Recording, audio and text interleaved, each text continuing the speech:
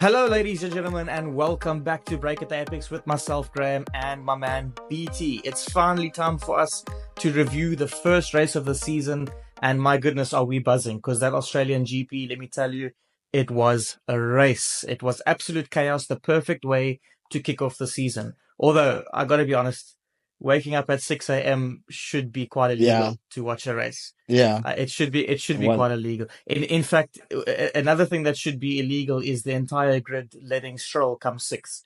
That's just not on. I don't know how that happened, but we're gonna talk about it today. We're gonna talk about it today. And but before we do that, BT, how was the race for you? How did you find it? What's your thoughts?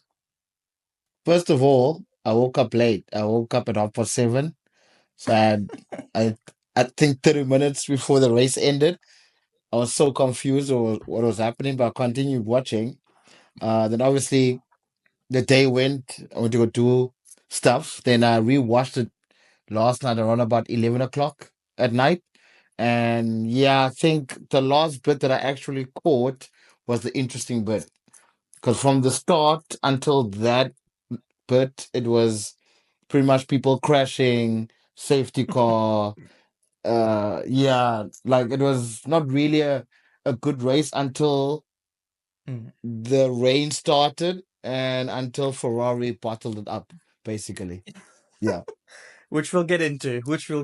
But look, listen, I'm gonna be honest with yeah, you. For me, it was an extremely good race, but it was also an extremely terrible race. It was like chaos, but when there was no chaos, it was literally dead. So I yeah, mean, couldn't no overtaking.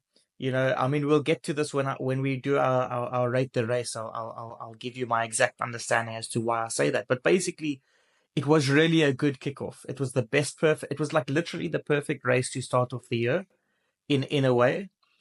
But had this race happened in the middle of the season, it would just be a poor race, if I'm honest with you. Like it would have just been like meh. But like to kick off the season, I just think that we needed that chaos at the beginning. yeah. Without that, it was probably just going to be a McLaren 1-2 with Max trotting along. Anyhow, let's get straight into it. We're not going to waste too much time. We're going to get straight into it. By the way, for you guys that like to watch Dirk, for you guys that are here and know Dirk and like to see Dirk, he's not available. He is at work, and this might be going on, I think, until next week as well. He'll probably be working in the next episode. But don't worry, guys, because BT is just as pretty. The wind also flows through his hair, just like Dirk. And okay, never mind. Let's just get into it. Let's get into it, guys. Let's get into it. BT, I'm going to start with the rookies. Okay, I want to ask what your general thoughts on the rookies. Listen, first of all, I just want to say I might have jinxed them because after Saturday, I was like, damn, these rookies are impressive. And then all but one kind of failed to impress us in the actual race. So, what's your overall thoughts on these rookies?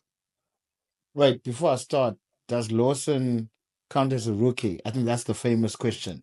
Can we not talk about Lawson? Let's talk about the rest of them, please.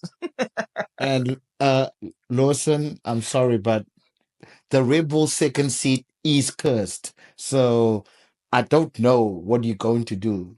Ask Perez, ask Ricardo. I don't know. Just talk to them. Anyway, I mean, Ricardo did well in that seat. What are you talking about? uh, when Gasly. You mean I think Gasly and yeah. I think Ricardo kind of sensed that that seat's going to be cursed when Verstappen actually came to the team. So you never So know. what you're saying? Like you So never what you're know. saying? So what you're saying is him leaving was actually the perfect timing because he left before the curse hit him. Yeah, if you ever watch Pirates of the Caribbean, there's a ship called the Flying Dutchman, and that's Verstappen. Just to let you guys know. But That's anyway, true. look, I'm just gonna talk about Kimi. I mean, to me, he was the one that actually shined. Mm. Um, I do get the hype. He does have something there. Um, and it was the perfect race for him to start. Very Mhm. chaotic race, changing conditions, and he maintained everything perfectly. Very poised, very calm. He did do some overtaking. Actually, overtook Hulkenberg twice, which is embarrassing. But obviously he does drive a Mercedes, so that made it easier for him. But yeah, he really impressed me. I'm probably gonna go back to him or give him a full scope after a couple of races. Mm. Did he race? Did he race in China last year? Probably yes, he did. Ooh, Kimmy. So he knows that. Yeah, What do you mean in did he? F2? Yeah, in F2. Did they go to China Uh, as I, well? I can't remember. I can't. I don't think so. Do that? I Yeah. don't know. I don't know. If if if if Dirk would have known this, but it's fine. Just Yeah, let's yeah. but if he did, then he has Mm. a really a upper and that means he knows that track as well. But it would be nice to see him in a track that he doesn't know and see how he performs there. Um, Kojo, please stop crying. Even Helmut Marko is making fun of you, saying that you're embarrassing, that you're crying because you crashed. It was a mistake. Get over it. You have another race this coming weekend. It's everything is going to be okay. I mean the other ones Poletto as well crashed. Can't say anything Yeah, about him. I was quite impressed with him by beating Hulkenberg in qualifying though. That was quite cool. So he is quite fast. Who am I missing? do one. Um, Jack doing. okay, now Jack we're not doing. gonna talk about him. No, we're not gonna talk about him. I He's gonna did. lose that I seat. mean, but He's gonna lose that seat, Graham. he was quite good. Hey, in qualifying, he did really well. He kept up with the pace. He wasn't far behind Gasly. I was really impressed with him. I thought he did extremely well. Considering he got Yeah, to but Q2, but again, the thing is, I, mm, you started last season already. You drove one race, or two races or one mm, race. I'm not one too race. sure. So I, I know it's last year's car, but I think because he had the experience now of having the feel of a Mm, F1 car, it would actually do better. But you also made a mistake, which is, mm, can't really say yeah. anything about that. But as I said, Kimi was the one that really impressed me, and I'm looking forward to watching him and what he can do.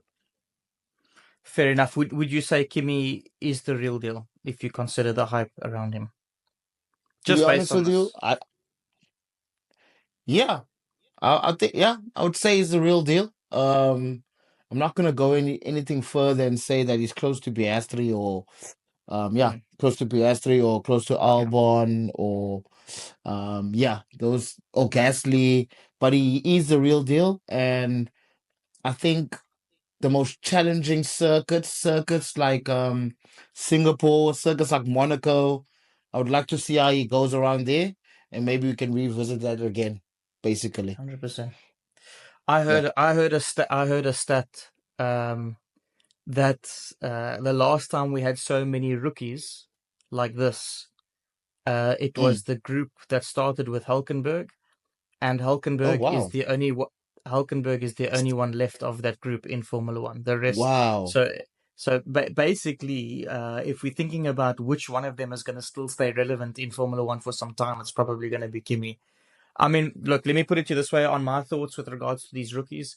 I think Duan and Hajar, they they genuinely gave me more than I thought in qualifying. I did not expect them to give anything, but they both Okay. kept up extremely well. They really, really did well. Um, but in the race, look, let's be honest, it was wet. It's a street track. There was a lot of white lines. I mean, even Alonso got caught out by the white lines. Even Sainz got caught out by the white lines. Yeah. So actually, I think Sainz had some issue with the engine. I think there was some kind of power surge or something. But either way, the point is, um, I don't want to be too hard on these rookies. It was one race. I do feel like Marco is a little bit too harsh on Hajar. um, but Calling that's him a, Marco, I guess. calling him a sissy, bro. That's Ex- disrespectful. exactly, man. But I mean, I can imagine how heartfelt that must be. Your first race with the team, and you did that, and I mean, on the formation lap. But anyways, the point is that I'm not going to hold it against all of them. There's a whole season ahead to understand how these rookies are going to go. As for Kimi, he did have a spin. He did have his mishaps, but he pulled it through. He did well, and the team helped him pull it up. I mean, for him to finish fourth after starting what 19th, 18th, something like that, Six, 16. was yeah, it was quite low down. But I mean, the point is that Yeah. they put it together quite well. But he didn't. It wasn't just the team and the conditions. He was putting in some passes. He was putting in some action. So he's showing that he had that grit. Do you know what I mean? So that's good. I'm really really happy for that. Um, But how do you feel about Ollie's weekend though? I was really like confused about Ollie's weekend, mm, to be honest with you. it's very difficult, hey, because that car looks absolute like no, that car's a donkey. No, that car's like The livery looks this. nice, but it's a donkey, No, bro. no, there's It's a nothing going on in donkey. that car. Like, yeah, that car's probably got a Fiat engine in it or something. I don't know. It's Mm, it's not it's not working. I mean, even Ocon did nothing. Not that I expected Ocon to be that amazing, but um, we got to take the positives, right? Ollie kept it on the track compared to five other rookies or four other yeah, rookies. He kept it on the track. So let's yes. take the positives out of that for him. He kept it on the track. He brought the car home. That's the number one rule as a rookie: bring the car home. Mm-hmm, He did that. So mm-hmm. so so fair enough. But then again, the car's so slow it probably couldn't even do a wheel spin for him to spin out. But in any case, that's not that's a story for another day. Anyhow, um, yeah, my general thoughts on Ollie, not much. I just at least he kept it on the field, on the track, and he brought it home. So fair enough. Cool. Let's move on to the next topic. Sainz versus Albon. Obviously, we Mm-hmm. talk about all the hype over Sainz coming into Formula One, or coming into the Williams team. All this hype over, oh, he's gonna smash Albon. I'm one of them. I didn't say he was gonna smash Albon. I was just saying there's a good possibility. I was hoping that it wouldn't be the case because I really want to see that Albon is actually that good. Quite honestly, it looks like he is actually that good. Which brings me to my question that I want to ask. Do you think Williams is looking like a top four car at the moment? Mm, I think we're pushing it a bit. Um, and when I say we're pushing it a bit, that whole race was just chaos. There's a lot of chaos. There's a lot of changing conditions. Because if we're gonna say Williams is a top four team, that means when Alpine finished second and third in Brazil, they were a top four team because they were in the podium, and Mm, they were in the podium because of the changing conditions. So I can't say right now that they are a top four team, but mm, the race pace is looking good. I mean, they've always had the straight line speed, to be honest with you. 100%. So I think they got that back now, and which is fantastic because they have two great drivers who can actually use that weapon Mm, at for the advantage. So yeah. I could say five at the moment. I think they're above Aston Martin for Yeah, for sure. sure. Aston My Martin were just opinion. very average, bang average. Like they weren't bad, they Yes. weren't good, they were just sort of bang average. Like they were just there. Yeah. I will say, like from my point of view, when it comes to Williams, it's like they both qualified in the top 10, which I don't know when last Williams Mm-hmm. actually did that. Um, Mm-hmm. and okay, obviously Science had his issues. I can't. I guess it's nobody will know, but I can't imagine Science would have dropped far back in a race when Albon did so well. I mean, Albon started sixth, ended fifth. I mean, that's an all-round solid weekend for him and the Williams. Do you know what I mean? So like, you've got to Yeah. think like, damn, like that Williams could possibly be in the fight, could be quicker than the Ferraris if you consider what's just I was happened I was in. about I Yeah. was about to say that. I'm like, there's four teams. There's Ferrari, there's Mercedes, there's Red Bull, and there's McLaren. So who's going Mm. down? Obviously McLaren is not. So we Yeah. left with these three. We left with those three now. We left with Red Bull. Mercedes looking We good. left with Mercedes looking good, but Mercedes looked good because the conditions were not that hot. It Fam. wasn't hot weather. It was Well, cool. It was yeah. cooler weather. Yeah. So we don't know. We don't know if the car still operates like that. Mm. We have to wait until Bahrain maybe. Even Bahrain For has sure. tricky weather. Even Bahrain has tricky weather now when it rains and it's windy, Mm. which is Bahrain usually is humid and very hot. Mm. So I think the next race for Williams is an important race. If they do qualify in the top 10 again and they finish in the top 10 again in the Mm. Chinese Grand Prix, then maybe you can have that conversation again, to be honest Yeah, with you. that's fair. That's And fair. and and if both of them or one of them finish above a Ferrari or Mercedes, then we can have that conversation again and say, okay, Yeah. cool, they've So found something. so let me ask you this. Do you still think that Science is going to demolish Albon? Nah, it's gonna be tough. It's gonna be very close. But I think Sainz will not demolish him, not like a Verstappen. I think he Mm, will do like a nice, smooth Leclerc, like how Leclerc beat Sainz last season. You'll probably mm, put it that way, like not yeah. very aggressive or anything like that, very smooth. But we know Sainz is better than Albon. I'm willing to say that, people. Sainz Mm, is better than Albon in terms of speed, in terms of taking care of the car, in terms of strategy, being aware of what's happening within the race. I mean, science even gave one strategy for Albon during the race. But mm. actually, science told one of the race engineers to actually look, tell Albon we need to put now. Like he helped him out. Really? So I what didn't does know that that. say? Yes, yeah, Yeah, that happened. So that's you can good. really see the IQ in terms of racing IQ Mm, is not the same already. You understand? So, 100%. and on top of Yeah. that, science is quite faster. Maybe it'll depend on which circuit they're on, but I think science will have the upper hand by the end of the season. Okay, fair enough. I mean, look, I'm just happy to see that Albon does still have it and that he's not just one of those drivers that we've been watching beating these really low-key well, crappy drivers. Like I'm just happy to see that Albon has been able to jump up to the plate. You know what I mean? And say, look, science is Yeah, here. I have to step it up, and he did step it up. So, for me, that's important because it just means that Williams genuinely do have two drivers that can literally drive this whole team forward. And I mean, that yeah, would be for so sure. good for the team. It would be so good for Formula One. I mean, Williams is a household name, man. It's like the Ferrari and the McLaren. You know, those three names in Formula One it doesn't get bigger than that. For Williams to come back up to the front of the field, it will be amazing. You know what I mean? Even if they just at the front of the midfield, that would be great. Um, Yeah, but for okay, sure. yeah, let's move on to let's move on to the next one, and the next one is quite simple. Um, Max versus McLaren. I'm going to start with asking you first of all, before we get into Max, I'm going to ask you first of all. I Yeah. don't know. I don't know if Norris was nursing tires or I don't know what he was doing. But do you agree with the team orders to hold Piastri back? Yes, I do. Do I you? do agree with it. Yes, because it shows that they learned from last year's mistake. And, Okay. to, to be honest with In you, the I came to in the the first race. yes, do it in the Okay. first race. You Okay. setting Graham, you're setting the vibe. You're setting the vibe for the season now. Yeah. Last year last year they were trying to make everyone happy. For the first time, McLaren actually made Piastri very upset, and I Mm. was so happy.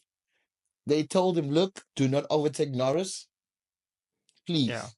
He's going to win this race." They directly told him, and if Piastri if Piastri is smart enough to even think further, they're trying to tell you, "Look, bro, this guy's going to win the championship this season."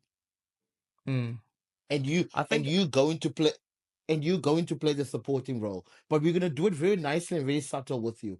That's what I got from Yeah. the team So from what? the get-go.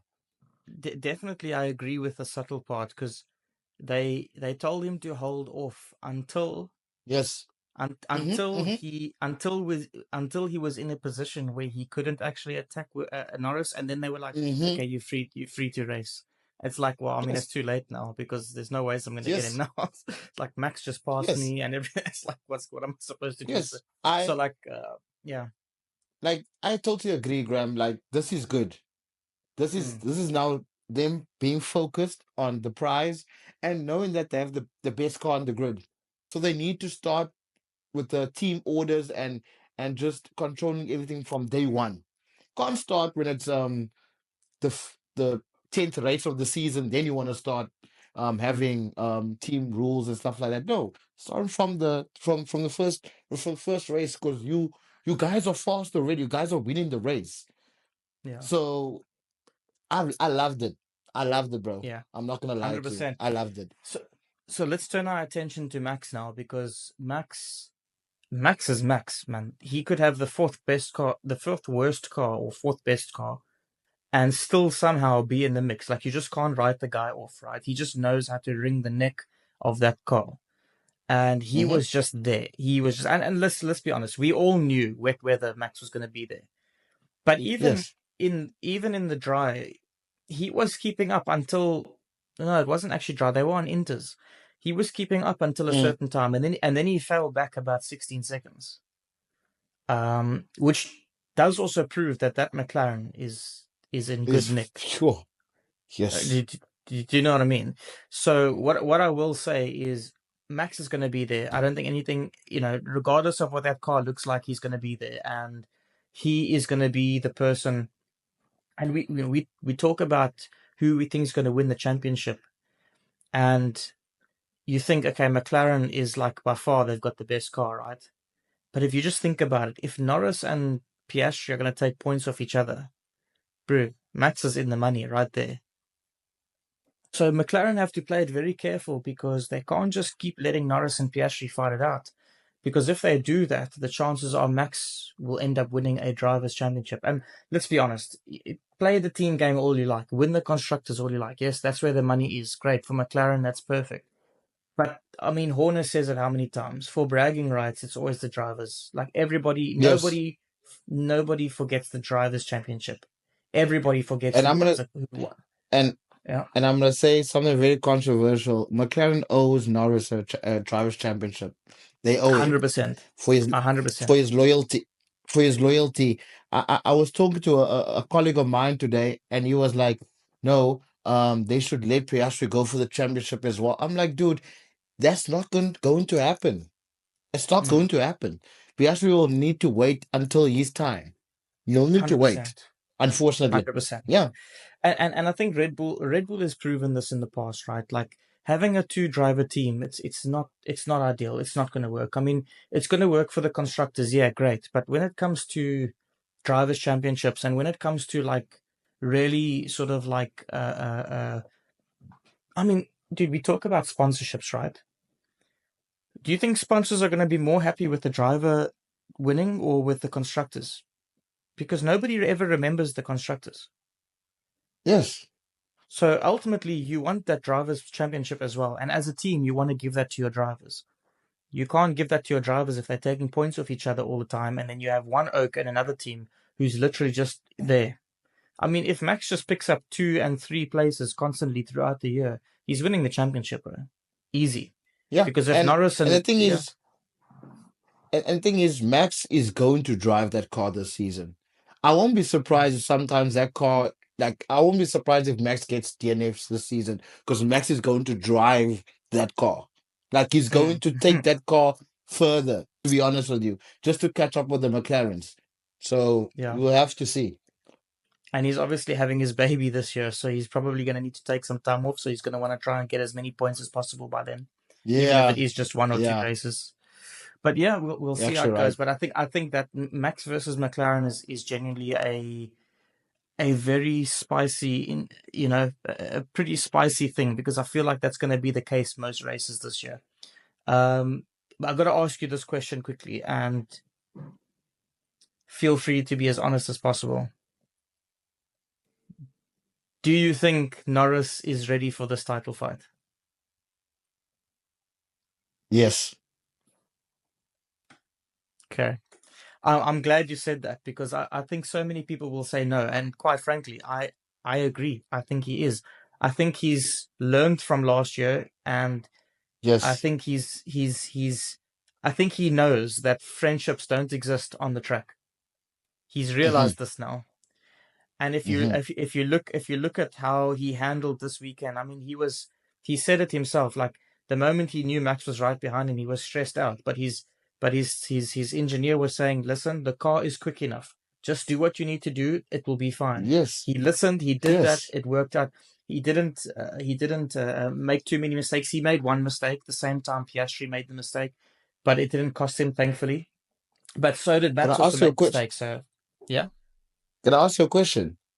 sure. Do you think it's a good idea that we know Norris is scared of Max? Uh, what? do you think it's a good idea that Max and us and the media Mm. can see that Norris is scared of Max? That's not a I, good I, thing. I I know why you're asking this, and I wanted to make a video on this on TikTok, but I opted against it because I still do believe that Norris is ready, but I do think that he should really stop being too. He must stop wearing his heart on his sleeve inside the PR rooms and stuff because he keeps bringing it up like, oh, I mean, that was quite stressful, or this was this, or that. Like, he shouldn't Bro, say stuff like that. He should definitely keep that stuff quiet because ultimately, you know, he did that for a couple laps. Imagine having to fend off Max in an entire race. He was never going to be able to do it because Max will know if I just keep applying pressure, he will crack because he yeah. knows that he'll crack. Whereas, you know, if he just keeps quiet, you know, nobody will know. Like, can I make this kid crack? Yes or no? What do I need to do to make him crack? You know what I mean? Personally, Yes. I know why you're asking, and I do agree with it. I actually thought about it as already. He wears his heart on his sleeve in these interviews, and he talks too much about what stressed him out and what this and what that. He should really stop doing that. He should buck her up. Yeah, man, I do agree with you. I do agree with you. Um, Because but that's anyway, that's the one thing that that's the one thing that that I think Leclerc has impressed me so far. He I can see Leclerc is not scared of anyone. mm, By the way he drives, he's not scared of anyone. So now that's why yeah, I asked you that question. Like, Norris is ready, but he's scared of this guy. And we know how yeah, this guy plays. You need to yeah. understand. And he might lose this championship because this guy's in his head. Yeah, I agree with that. Just I do saying. agree with that. I agree with that 100%. Lando Norris definitely needs to either keep quiet or find a way to not stress about Max Verstappen. Quite frankly, that's it. Cool. Let's move over to the big topic of the day, and I say the big topic of the day because this is the part that's gonna make BT cry. What happened to Ferrari? That's all I'm gonna ask. First of all, I heard rumors that they set up the car for wet conditions during qualifying. Why would you do that, first of all? Number one. Number one I did. problem. Why would you Yeah, do that? I did hear that, but in the race, it didn't seem to make a difference. Number two, I actually fought with my colleague this morning and said they should have stayed out. Wow. It's under the safety car. It's under the safety car. You're not driving that fast. Mm, Because after a couple of minutes, the track was going dry again. Thirdly, if you saw the leader pitting, why didn't you follow the leader? Clearly, they know something that we don't know. mm, Because when Norris pitted, I was like, shit, sorry for my language, but that's a good strategy. mm. So number I think it. four, Yeah. both drivers were not good under these conditions. They were not aware what was going on. And I do blame both of them, but the most I do blame LH. Yeah. I know it's his He first should time know driving a better. Ferrari. Yes, I Yeah. know it's the first time driving a Ferrari. He seemed very nervous to me. Mm, He seemed very. I don't know if you got that, Graham. He was really nervous. I think it's because he doesn't know the car yet. He's trying to get used to it. Ferrari's yeah. also trying to help him out by telling him which buttons he needs to press, and that's annoying him as well. And he's nervous, and he's trying to have the perfect debut in a Ferrari, which is it wasn't going to happen, unfortunately. Yeah. Do you I understand? agree with So you. that's I agree with you. yeah. I agree with So you. that's I, that's the things that actually frustrated me. But yeah, go ahead. yeah. I also do think that the connection between him and his engineer, they need to start doing some kind of team building or something because you could clearly tell like Hmm. Lewis was Yes. getting frustrated. You could tell Lewis Yes. was not enjoying it at all. And Yes. I mean, look, we hear this between engineers and drivers all the time, right? But generally, it's like when Max tells GP off or a GP tells Max off, you're like, ah, they'll be fine. But this Yeah. really felt like you genuinely felt like Lewis is not happy. He's not comfortable. Something's not clicking. It's not clicking. Mm. So either Ferrari will need to make a plan to change the engineer, or they'll need to get them into some kind of team building, get them into some kind of so that they can understand each other. I mean, you got to also consider that the Ferrari guy, the Ferrari engineer, what's his name? Uh, Gio, He I is can't it. remember his name. Yeah. He He's is Italian. Italian. So He's yeah. Italian. So I think we also got to just keep that in mind that is a very different persona, very different sort of culture, very different understanding. And yeah, but I do think that they're going to have to work on that. Do I blame Lewis Hamilton? I guess in a way, they as a team decided to stay out. Lewis was the one that said this is not safe. Then they pitted. I kind of So, oh sorry. okay Yeah. Yo, bro, I'm so upset with the situation. yeah. Leclerc, for example, do I blame him? He did spin out, fair enough. So that was a mistake on his part. He did extremely well to get to get back past Lewis. I thought that the team had asked him to swap, and I was like, why?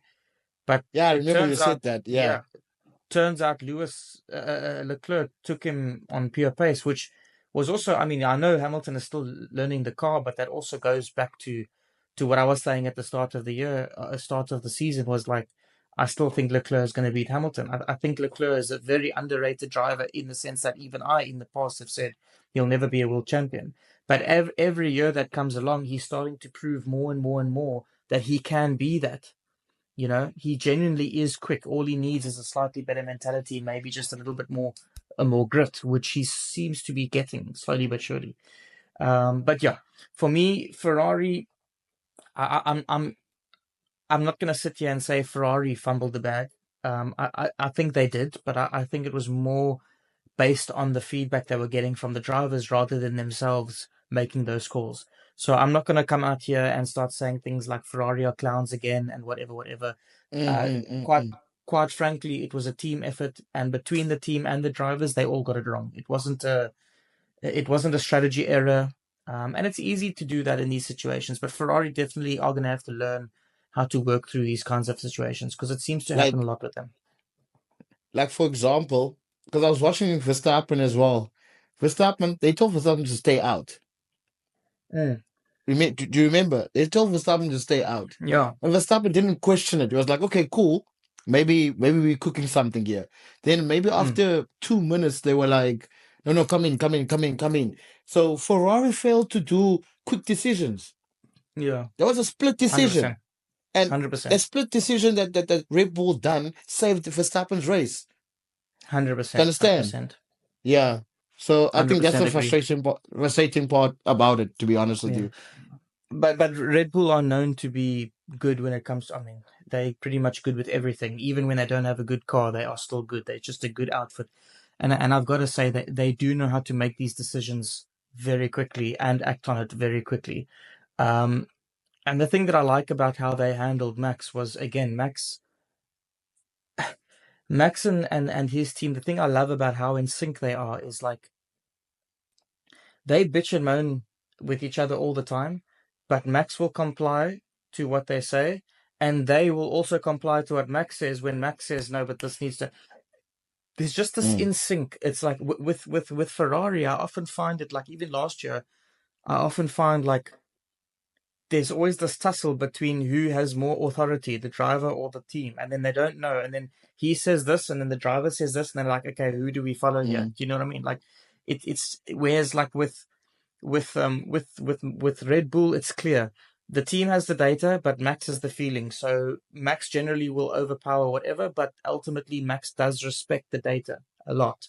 You can tell that he does in that sense. So it's yeah, there needs to be a clear sort of thing for Ferrari on how to get through those. But and the thing hmm? about Ferrari is that it's the last year before the new regulations. They don't have time to optimize a car like last year. You get what I'm saying? Yeah, So now, 100%. if they think they're gonna build this car the way they built the car last year, and they start winning races, no, they got that wrong. As soon as we Yeah, reach halfway, if they're not even close to winning anything, they should start on the next year's car and just stop 100%. stop optimizing this car. So it's this season's very limited time, very Yeah. limited time for them to actually succeed. So I don't know. We'll see how it goes. Yeah, I guess that's all we can do. That's all we can do with them. But I do hope they get it right because we were definitely frothing at the mouth for a six driver Yes, fight till and it doesn't look like we're going to get that. It looks like McLaren are just going to run away, and then Max is just going to be in the mix from time to time. And yes. so, another person that seems to be in the mix, and as much as I hate him, I have to give him. So, I mean, I don't have big points to continue on with. If you've got some things you want to talk about, then sure. But I'm just going to give a couple honorable mentions here for the race, and one of them has got to be George. I, I've got to say, as much Not as I this. hate the guy, like as much as I hate the guy, like you have to also give him his flowers, right? Have you ever noticed how he's always just there? Like Yeah, you barely see him in the races, you barely see him doing things that are special, but he's always there. Three, four, he's always there. Like he did nothing, but he's just there. How? Like it's yeah. in a way that's a good thing because he capitalizes on he's also a quick thinker, and I've got to say George, again, as much as you hate him, he's got a very good IQ for racing. So ultimately he makes good decisions. Mercedes don't make that bad decisions, so generally that helps him. But like he's just one of those drivers that he's just always there. Like when chaos comes about, George is always just there, close to the podium or on the podium for some reason, or he just wins the race randomly. I mean, almost every Mm, time he's been on the podium, it was just because he was just there. Like he didn't race himself to get there. He didn't overtake 50 people. He just yeah. appeared there, and that just so. I mean, I guess that's a good thing. If you had a good car, but I just thought, yeah, just give him an honorable mention on that. Another honorable mention is Hulkenberg. I mean, Sauber just scored more points today than they scored the whole of last season. Um, Hmm. which is quite hectic. And again, nothing against Bottas or Zhou, but we had chaotic races last year. Hulkenberg, Yes, but they couldn't. he Yeah. yeah, Hulkenberg was just there. He kept it on. He made it work, and I think that also just shows his experience as well. I know Bottas is experienced, but yeah, I don't know. Hulkenberg obviously just did a damn good job. Um, um, so well done to Hulkenberg and to Sauber. It's good to see that it's potential that we're not going to have one team this year that won't score points. Maybe Haas, but I would imagine there should be a track or two where they actually figure something out. But anyway, Even Alpine is looking fairly good. Not good, but they fairly good. I mean, Gasly got into Q3. He got caught up in the issue. He got caught up in the. He got unlucky with all the chaos as well. But if it weren't for the chaos, he probably would have been in the points. So I think they are pretty good. I think they look pretty decent. I think Alpine and Hmm. Aston Martin are. I think Alpine and Aston Martin are in the same place. They're like sort of bang average. They're not great, but they're not bad. They're sort of just bang average. So yeah, another person who got unlucky, I'll give it an honorable mention to, was Yuki Tsunoda. Great qualifying, Yes, absolute. I mean, out yes. qualified the Ferraris. Great race. He kept it in what P4, P5 the whole race. He was doing a great job. Also got caught out with all the chaos, and unfortunately, sometimes this Hmm. happens. I mean, look, I always believe in F1. You make your own luck, and it is what it is. But sometimes you can say, look, the guy just he did sort of get the wrong end of the stick. It's not like the team made massive errors or it's just it happened and they were just too late to react and it just worked out like that. But honorable mention for him because he had an extremely good race. And then the last honorable mention. Do you wanna Lance Stroll, guys? Lance Stroll finished sixth. Okay. He finished sixth. I just want you guys to let that sink in for a little bit.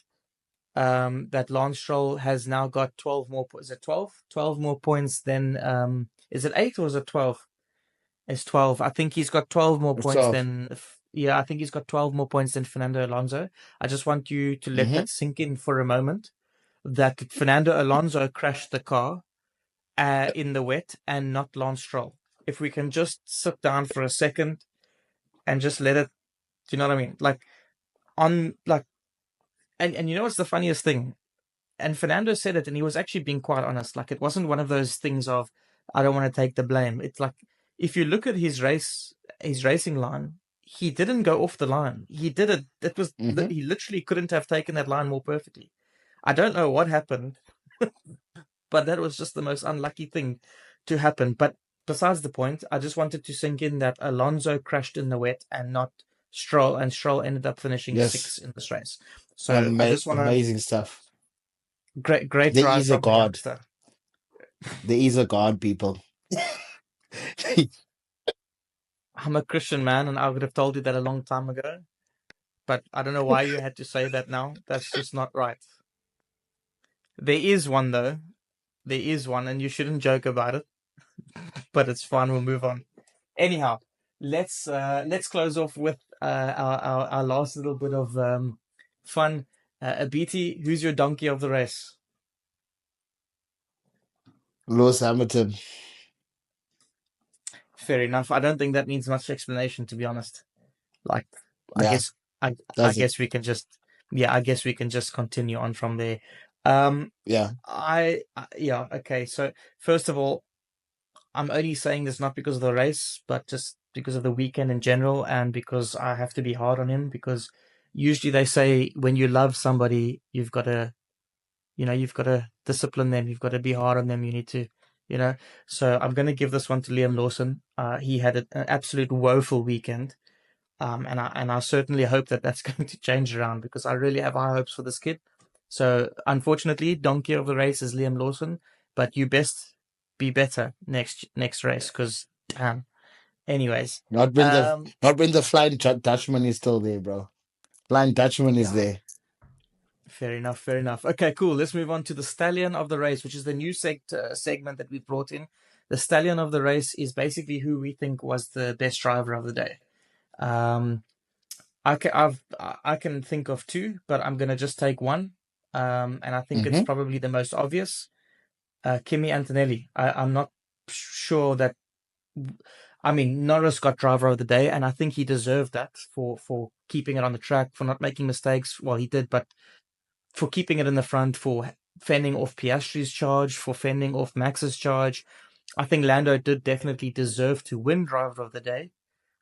But if you just consider Kimi's very first race in Formula One in wet weather, he did spin the car out, had to overtake the same cars twice, still ended up fourth. That's something special for me. So Kimi Antonelli, I'm definitely giving him the stallion of the race. Honorable mention is also Alex Albon.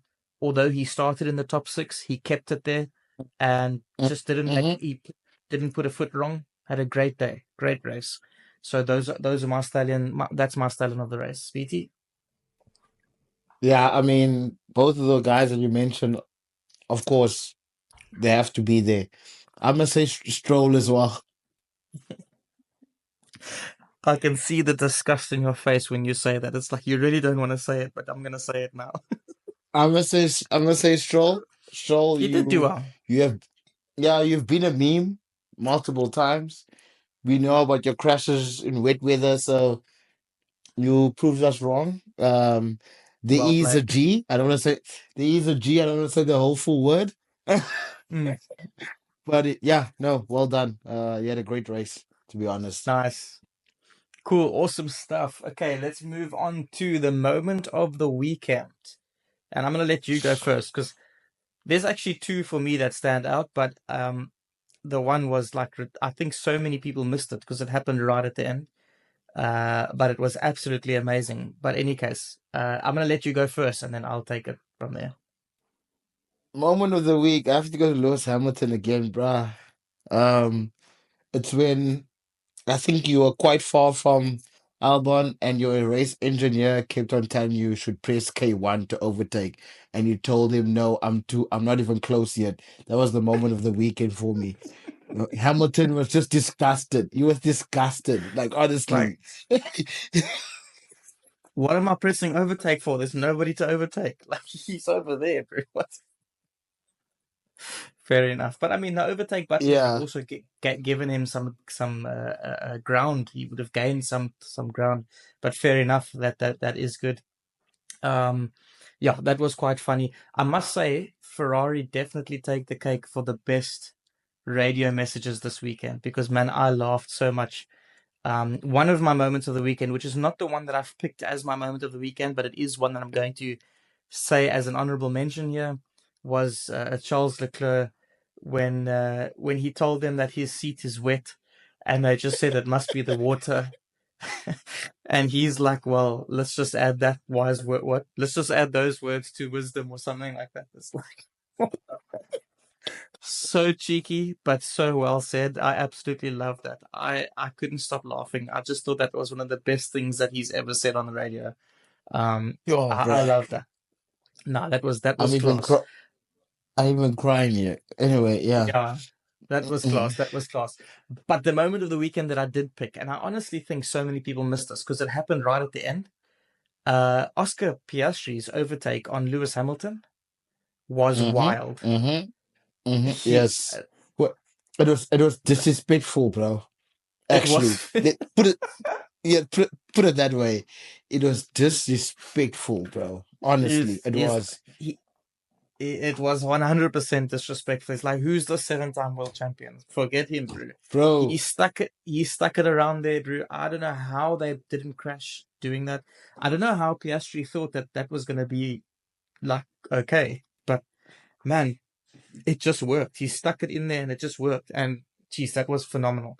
Balls of steel, I tell you, balls of steel. I think at that point you could probably say Oscar was also probably pretty annoyed at Yes. his own mistake, and I think he wanted to make up for it and just gain as much points as possible, gain as much ground as Mm-hmm. possible. So anyhow, cool. So that's pretty much it, right? I mean, there's not much else that we can discuss from here, but we can finish this off with the rating of the race. So I'm going to ask you, BT, what do you rate this Australian GP? I'm gonna give it a 6. I mean, it had a Mm-hmm. it had a slow. It was a slow burner. I mean, as I said, I woke up late, and I woke up in the perfect time when all the drama was happening.